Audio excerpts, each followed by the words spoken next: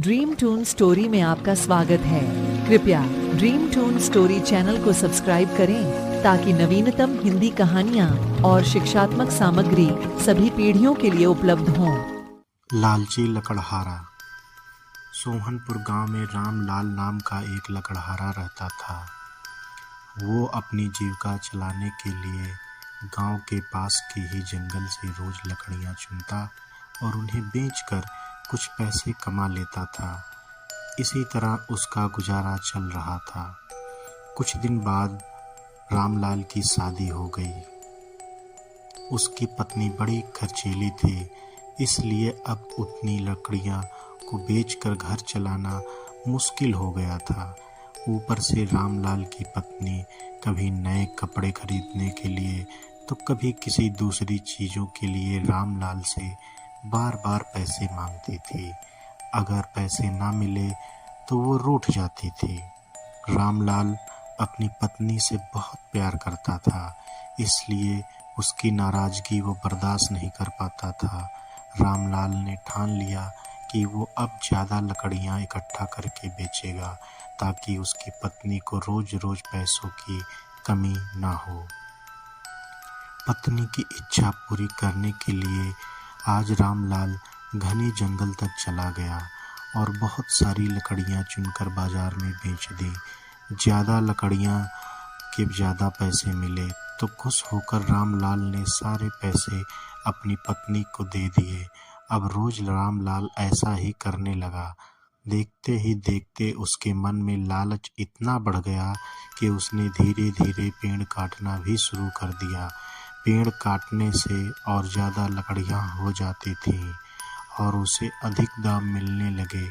लकड़हारा हर हफ्ते एक पेड़ काटता और लकड़ियाँ बेचकर मिलने वाले पैसों से अपनी पत्नी के शौक पूरे करता। अब पैसे ज़्यादा आ रहे थे तो घर भी अच्छे से चल रहा था। धीरे धीरे रामलाल ने पैसे को जुए में लगाना शुरू कर दिया। जुआ खेलने की लत ऐसी लगी कि रामलाल को एक मोटी रकम इसमें हार गया। अब इस रकम को चुकाने के लिए रामलाल ने एक दो मोटे मोटे पेड़ काटने का फैसला लिया। जैसे ही रामलाल ने जंगल में जाकर अपनी कुल्हाड़ी को एक बड़े से पेड़ पर चलाने की कोशिश की तो उस पर पेड़ के टहनी ने हमला कर दिया। रामलाल चौंक गया, फिर उसे पेड़ की एक टहनी ने लपेट लिया। रामलाल कुछ समझ नहीं पाया कि यह सब क्या हो रहा है। तभी पेड़ से आवाज़ आई, मूर्ख, तू अपने लालच के चक्कर में मुझे काट रहा है।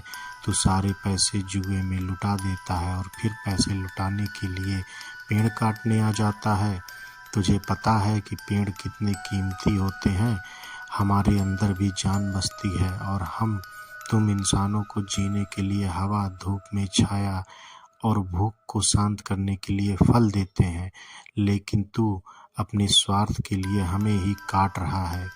पेड़ ने कहा, आज तू रुक, यही कुल्हाड़ी अब मैं तेरे ऊपर चलाऊंगी।